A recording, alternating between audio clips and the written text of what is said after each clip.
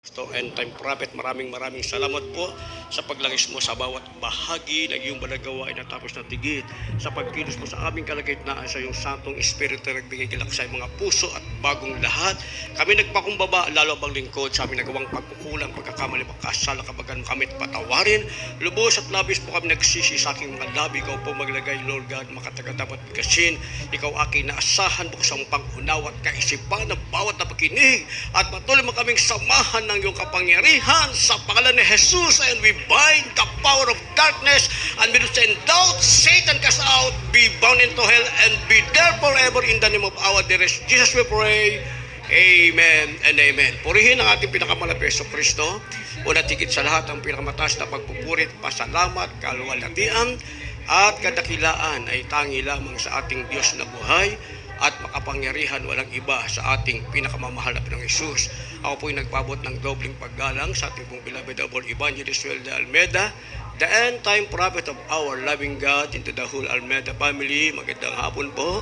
At kailanman hindi po natin malimutan mga turo, alaala ng ating beloved Arbastan Pastor, our beloved Mama Dear, at magandang hapon sa inyo lahat, sa lahat po ng ating viewers sa ating pong live webcast.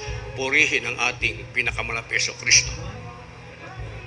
At sa ating patuloy na naranasan, mga minamahal, buong mundo, kaya po ang ating tatalakayin sa araw na ito, pamagatan nating confident in a crisis. Confident in a crisis. Pag sinabing confident, ito po ay tiwala o pananalig.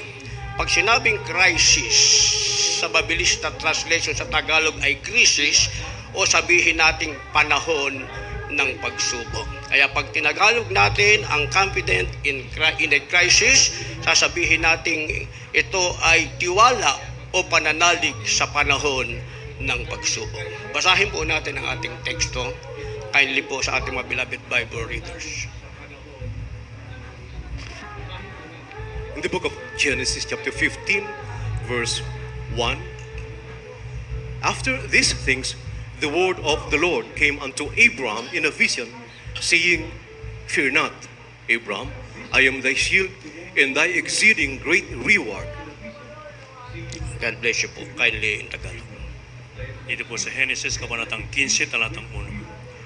Pagkatapos ng mga bagay na ito ay dumating ang salita ng Panginoon kay Abraham sa pangitain na nagsasabi, Huwag kang matakot, Abraham, ako ang iyong kalasag at ang iyong gantimpala na lubhang dakila. Amen. Purihin ang ating pinakamamahal ng Hesus, ang ating Diyos na mabait sa langit, ang magpala ng kanyang banal salita.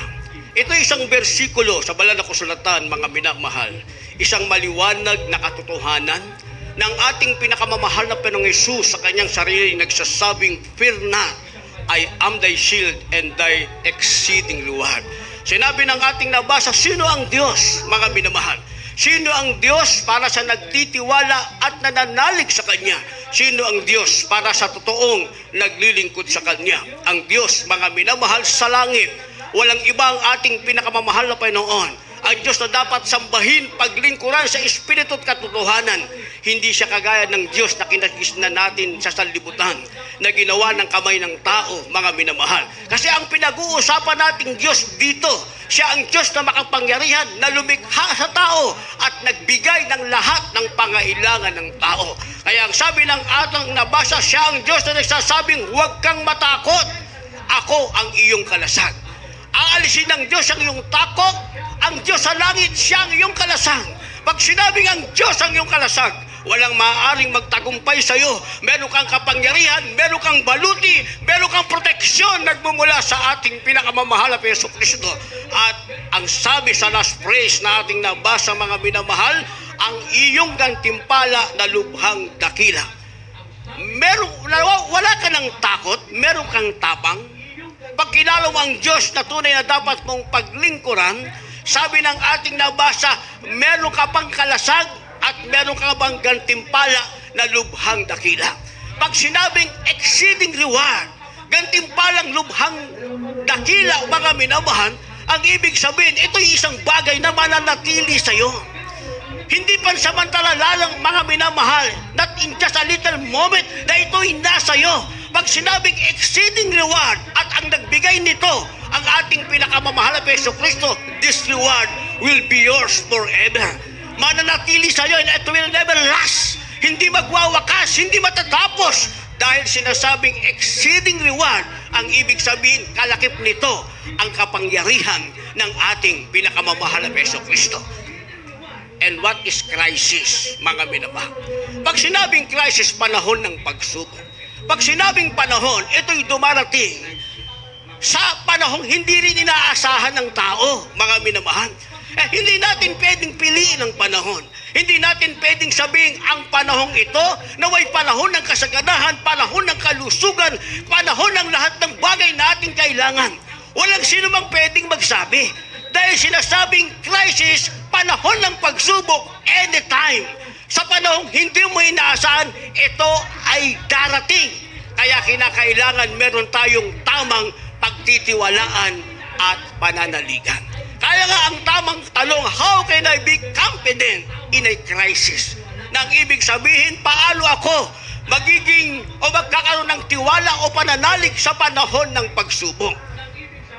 Pero kung hindi mo kilala sino ang pagtitiwalaan mo, hindi mo kilala sino ang Diyos na pananaligan mo, darating ang pagsubok, ito ang maglulugmok sa'yo. Hindi na makababangon pa dahil wala kang kalasan, wala kang tapang, wala kang exceeding reward na magbibigay sa iyo, tatanggapin.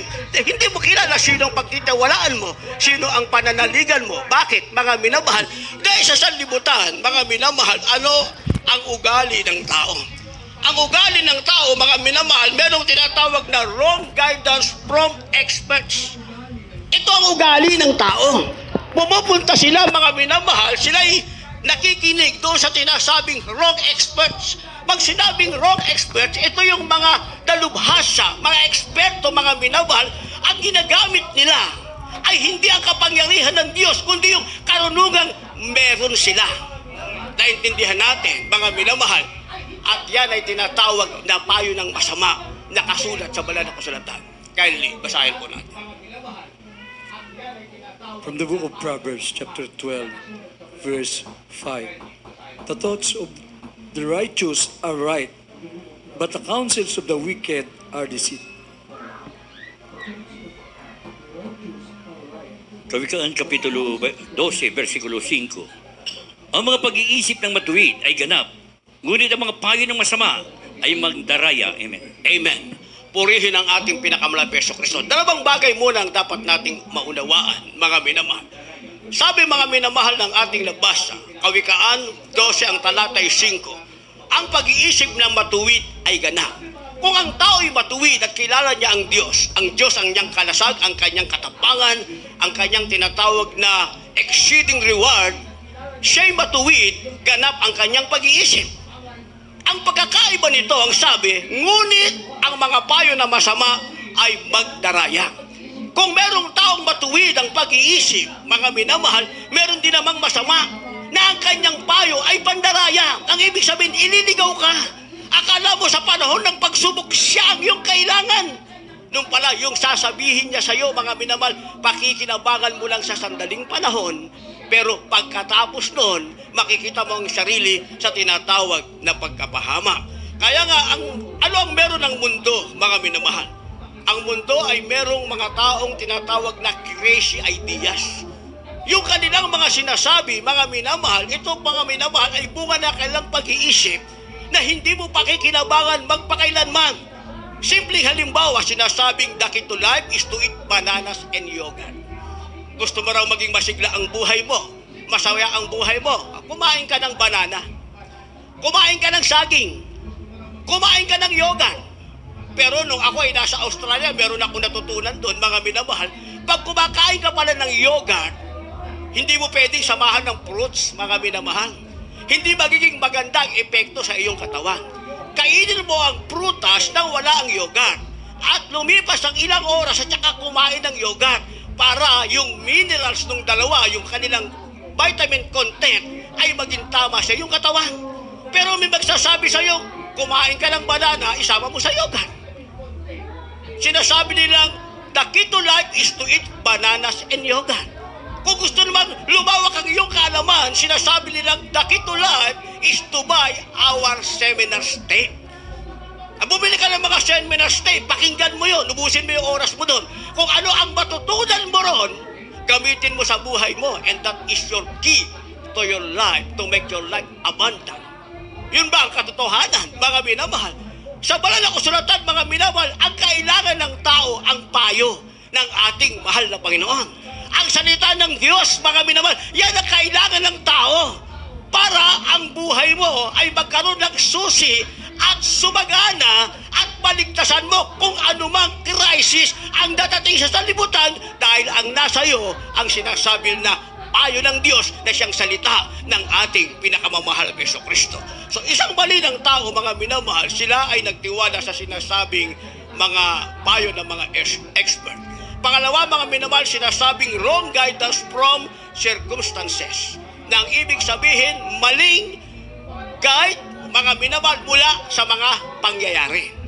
Anong ibig sabihin nun, mga minamahal? Muling gabay mula sa mga pangyayari. Dahil minsan, ginagrab ng tao kung ano yung pangyayari. Ito, magandang pangyayari. This is my chance. This is my time. Ito, mag-take advantage siya, mga minamahal. Makukuha naman niya ang gusto niya, mga minamahal, pero it's just a little moment. Pagkatapos niya ang araw na yan, the rest day ng kanyang buhay, mga minamahal, puro crisis na. Isang araw lang siyang naging masagana. Meron bang halimbawa yan sa banal na kasulatan? Meron. Basahin po natin. Kainti. From the book of Genesis chapter 25, verses 31 to 34.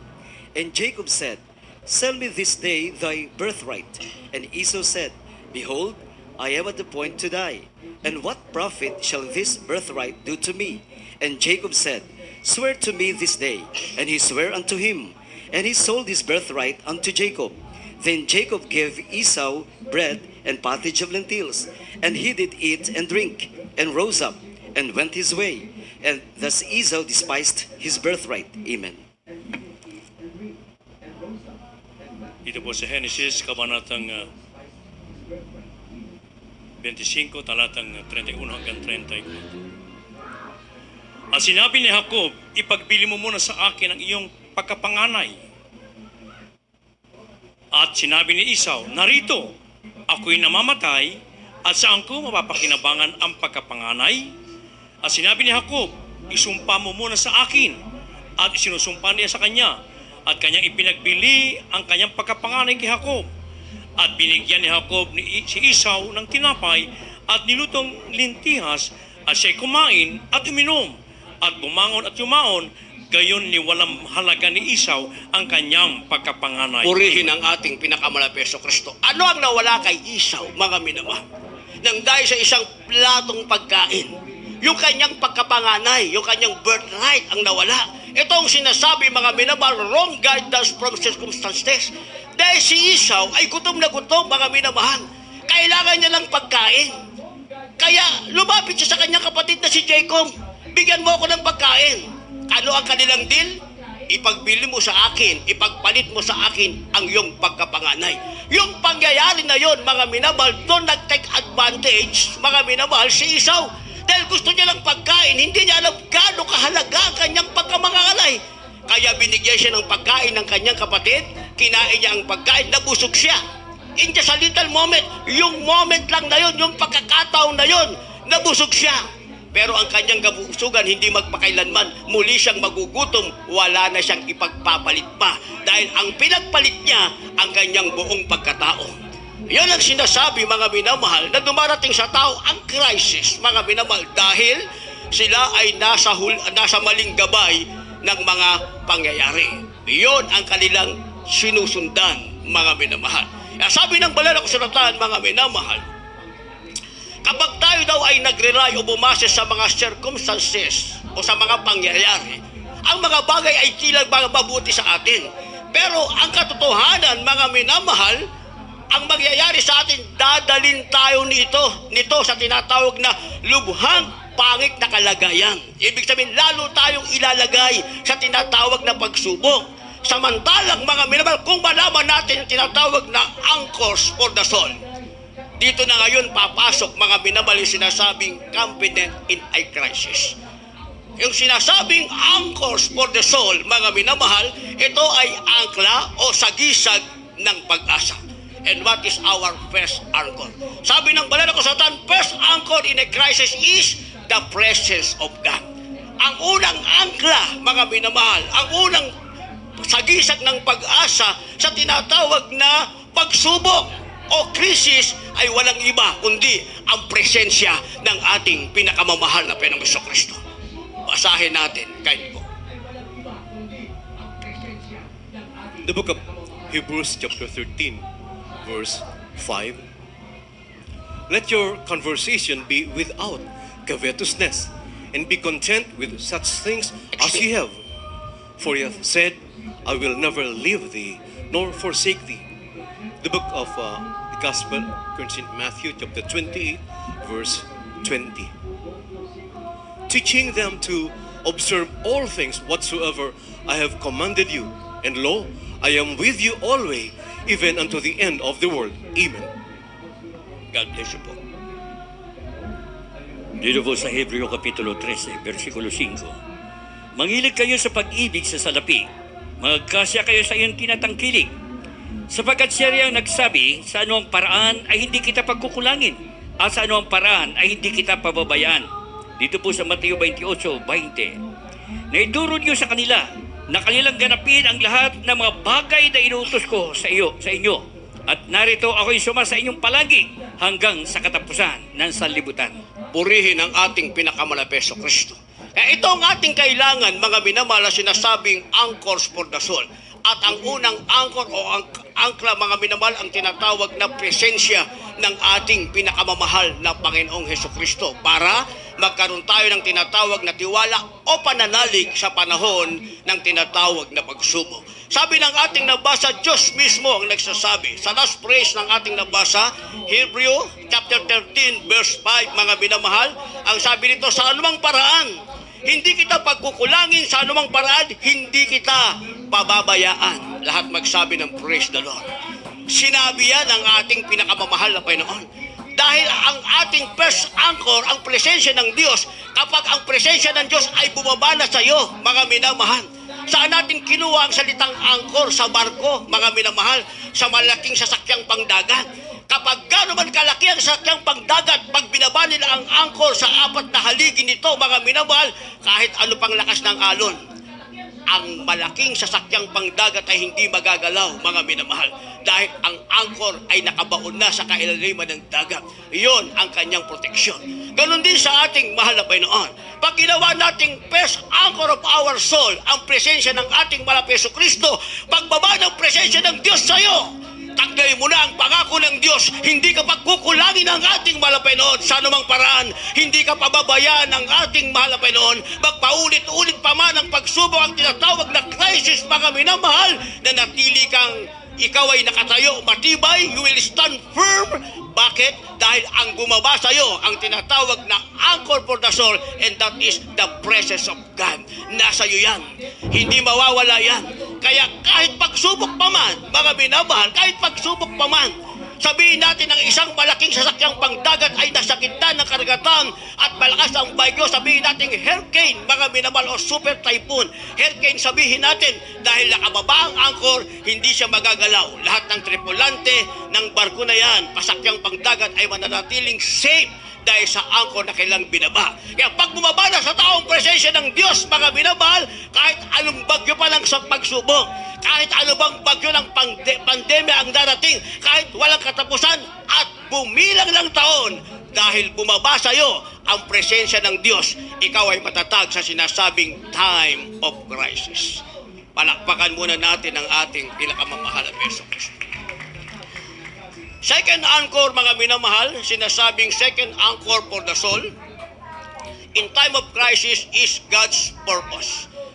Ikalawang angkla, mga minamahal, ng ating mga kaluluwa sa tinatawag na pagdating ng pagsubok, ang panukala ng Diyos. Basahin po natin kindly. From the book of Jeremiah, chapter 29, verses 11 and 12. For I know the thoughts that I think toward you, saith the Lord, thoughts of peace and not of evil, to give you an expected end. Then shall ye call upon me, and ye shall go and pray unto me, and I will hearken unto you. Amen. Dito po sa Jeremias, Kabanatang 29, 11 at 12. Sapagkat nalalaman ko ang mga pag-iisip na aking iniisip sa inyo, sabi ng Panginoon Panginoon, mga pag-iisip tungkol sa kapayapaan at hindi tungkol sa kasamaan, upang bigyan kayo ng pag-asa sa inyong huling wakas, at kayo magsisitawag sa akin, at kayo magsisiyaon at magsisidalangin sa akin, at aking didinggin kayo. Purihin ang ating pinakamahal na Peso Kristo. Ito pa ang sinasabing second anchor, mga minamahal, yung sinasabing purpose of God sa ating mga buhay. Ang plano ng Diyos, sabi ng ating nabasa, ito isang mabuting pag-iisip para sa atin. Ang sabi, pag-iisip tungkol sa kapayapaan. Kaya habang ang tao'y nagulmihanan, habang ang tao'y nawala na ng pag-asa, mga minamahal, pero sa mga tinanggap ang ikalawang angkor na siyang plano ng Diyos sa kanilang buhay, ang sabi, meron ka pa rin kapayapaan. Panatag ka pa rin kahit ano ang mangyari. Hindi ka magugulmihanan. Hindi ka gagawa ng anumang bagay na labag sa kalooban ng ating pinakamamahal na Panginoon. Kailanman, hindi mo iiwanan ang ating mahal na Peso Kristo kung paanong sinasabi niyang hindi ka niya iiwanan, ikaw mismo nakakapit ka sa ating pinakamamahal na Peso Kristo. Dahil ang purpose o panukala, layunin ng Diyos sa iyo, una tigit sa lahat, ibigay sa iyo ang tinatawag na kapayapaan, anuman ang iyong maging kalagayan. Ituloy natin ang basa, ang sabi, hindi tungkol sa kasamaan, upang bigyan kayo ng pag-asa sa inyong huling wakas. Purihin ang ating mahal na Panginoon. Kaya maraming tao, mga minamahal, ang kanilang huling wakas ay kawalang pag-asa. Ngayon, naglumihan na ng tao, di ba? Naghahanap sila ng vaccine. Dumating na ang vaccine, mga minamahal, pero sa ibang bansa, nagkaroon sila ng confusion. Bakit? Bakit yung parte ng katawan nila kung saan doon sila na vaccinated, mga minamahal, doon sila na injectionan ng vaccine, pag nilagyan, mga minamahal, ng magnet, bakit dumidikit? Yung parte na kung saan sila na vaccine, mga minamahal, bakit pag nilagyan ng magnet dumidikit? Sa ibang parte ng katawan nila, mga minamahal, hindi naman dumidikit. Pero kung saan itinusok yung karayom, nilalagyan nila ng magnet, kahit anong klase ng magnet, dumidikit. Kaya nag-uusap-usap sila, ito na ba yung microchip? Pero wala tayong knowledge dyan. We don't have any idea about that, mga minamahal. Na kung meron kang microchip at lagyan ka ng magnet, didikit, mga minamahal. Pero yun ngayon ang kontrobersya na pinag-uusapan nila.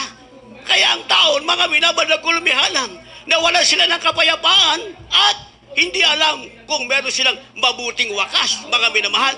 Pero ikaw na ginawa mong second anchor, ang sinasabi na purpose of God, sabi ng ating nabasa, ang pag-iisip ng Diyos sa iyo, kapayapaan, at ikaw ay bigyan ng pag-asa sa iyong huling wakas. Kaya hanggang sa pagpikit ng ating mga mata, mga minamahal, nasa atin pa rin ang pag-asa. At habang tayo ay narito, sabi ng verse 12, kayo'y magsisitawag sa akin, at kayo'y magsisiyaon, at magsisidangin sa akin, at didinggin ko kayo. Purihin ang ating mahal na Panginoon. So nasa atin lahat ang privilege, mga minamahal, pag ginamit nating anchor of our soul, ang tinatawag na panukala o purpose ng ating pinakamamahal na Panginoong Jesucristo. Tumawag ka sa Diyos, didinggin ka ng Diyos, hanapin mo ang Diyos, hindi mo na hanapin. Bago pa ibuka yung mga labi, may katugunan na ang ating pinakamamahal na Panginoon. Kita nyo, mga minamahal, bansang Palestine, mga Palestine, Israel, nag-away sila, batuhan sila ng missile, mga minamahal, di ba? Batuhan sila ng missile. Walang kapayapaan, mga minamahal. Yung ating mga kapwa Pilipino roon, mga minamahal, pag narinig nila yung siren, mga minamahal, na tumutunog, kahit natutulog sila, lalabas sila ng bahay, mga minamahal. Yun ang kanilang kalagayan. Dahil ang ibinabato sa kanila ng mga Palestine, missile. Ang ibinabato rin ng mga Israelite, missile din, mga minamahal. Pero yung ating kapatiran kanina nagpatotoo, naglalakad lang siya. Saan banda yun? Badder Hill? Naglalakad siya, nakalimutan ko na yung lugar. Binato siya, hindi missile. Sabi niya, binato siya ng tagi-1,000, mga minamahal. Napakagandang kalagayan, mga anak ng Diyos. Pero may ibang bansa nagbatuhan ng missile. hindi alam kung saan susurong, iligtas yung kanilang sarili. Yung anak ng Diyos, pag binato, libo-libong pera, hindi missile. Hindi lang patotoo yan ngayon, mga minamahal, hindi lang yan ngayon patotoo. 1989 pa, napakinggan ko na yung patotoo na yan, mga minamahal. Isang baguang dumalo sa krusada natin, 1989, 10 araw sa Luneta. Sabi niya, yung narinig niya ang salitang pagbibigay, yung natitira niyang pera, pamasahin na lang niya, ibinigay pa niya. At siya'y naglakad na lamang pauwi, mga minamahal. Dahil na-challenge siya sa pangalan ng pagbibigay, na kapag ikaw ay nagbigay sa gawain ng Diyos, ibibigay sa iyo ng Diyos, bukas ang tungawan sa langit, bibigyan ka ng pagpapalang walang sapat na silid na kalalagyan. Doon sa island ng Quiapo Church, mga minamahal, di ba may island doon? Naglalakad siya, mga minamahal, may dumaan na jeep, binato siya ng supot. Sabi niya sa patotoo niya, nagalit pa siya dahil akala niya dumi, mga minamahal. Nung bumagsak sa kanyang panan, binuksan niya yung supot. Bugkos-bugkos na pera yung nakalagay sa supot, mga minamahal. Kaya paulit-ulit na patotoo, mga minamahal. Paulit-ulit na patotoo at paulit-ulit na nangyayari sa buhay ng mga anak ng Diyos. Dahil ang sinasabing tamang angkor ay ang tinatawag na purpose of God. Pag nasa atin yan, a second anchor of our soul, sabi ng banal na kasulatan, tumawag ka sa Panginoon, didinggin ka ng ating pinakamamahal na Hesus Kristo. Anytime, ang Diyos ay didinig sa ating mga panalangin. And the third anchor, sabi ng banal na kasulatan, mga minamahal, is what we call God promise. Yung pangako ng Diyos, mga minamahal. Yan ay binitawan ng Diyos para sa kanyang mga anak, hindi lamang sa ating generation and also to the next generation and another generation. Ibig sabihin, pag binitawan ng Diyos yung kanyang pangako, hindi lang para sa iyo ngayon. Kung lumipas pa ang panahon, mga minamahal, at hindi pa bumalik ang ating mahal na Panginoon, dahil sa iyo, yung next generation from your generation and another generation to the next generation coming from you, bibigyan pa rin katuparan ng Diyos anuman ang kanyang ipinangako sa iyo. Hindi ba ganyan ang ginawa niya kay Abraham, mga minamahal?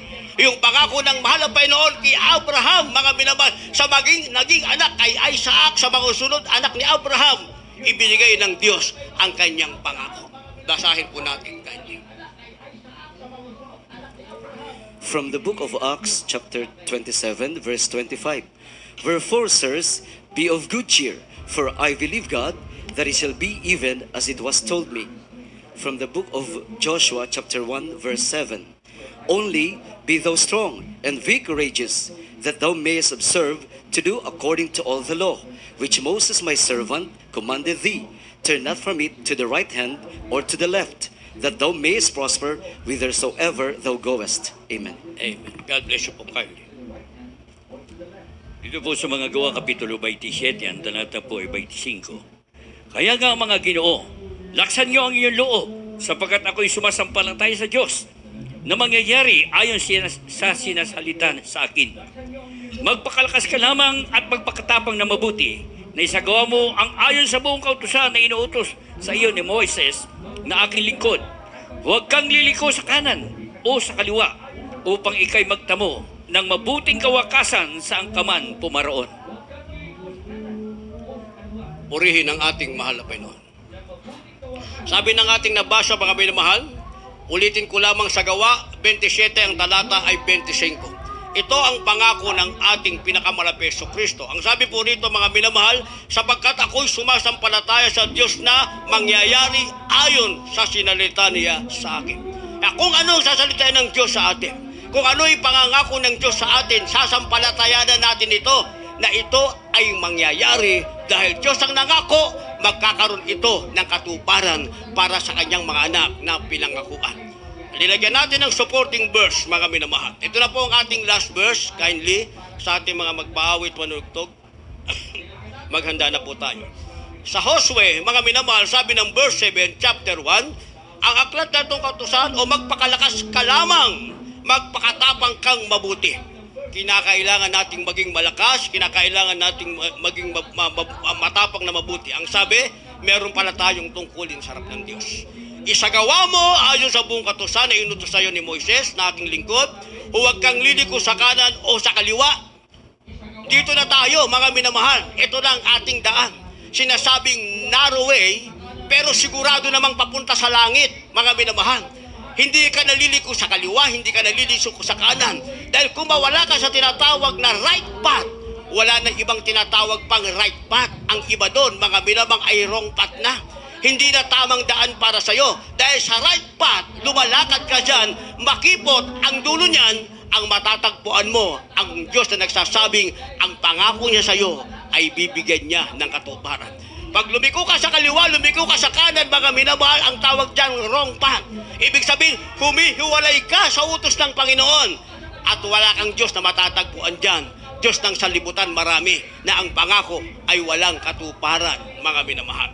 Kaya ang sabi rito, kung magkagayon, iyong pagiginawain ng iyong lakad. At kung magkagayon, magtatamo ka ng mabuting kawakasan. Kaya ang hinahanap ng tao sa sanlibutan na kaginawan ay nasa iyo. Ang hinahanap nilang tinatawag magandang kawakasan ay nasa iyo. Sa panahon ng crisis, ang ating anchor from first to third ay walang iba ang ating pinakamamahal na Hesus Kristo. And finally, ang ating masasabi, relax. Be confident in your crisis. Mag-relax ka, huwag kang matakot, mga minamahal, maging mapagtiwala ka, maniwala ka sa panahon ng pagsubok dahil ang kasama mo, kasama natin, walang iba, ang angkor ng ating kaluluwa, ang ating pinakamamahal na Hesus Kristo. Tayong lahat ay tumayo. Hallelujah. Umawit sa ating pinakamamahal na Panginoon. Unawain natin ang lyrics ng awiting ito, mga minamahal, na babagay sa ating kapanahon. Nang tangi nating kailangan, ang tinatawag na anchor of our soul, walang ibang ating pinakamahal na Hesus Kristo. Hallelujah. Kidami ng pagsubok ang dumating sa buhay kong ito. Ang sasabihin natin, Salamat at ako ay nakatayo pa rin. Bagyo man ang nagdaan, problema may sumapit man. Salamat at ako ay nakatayo pa rin.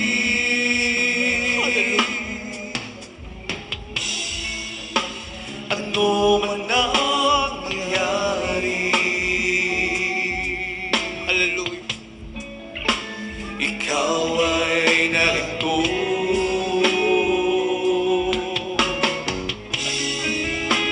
Susiyo sinabi, ako'y sumasayo. Sabi ng ating malapit noon, siya'y sumasayo. Ipasma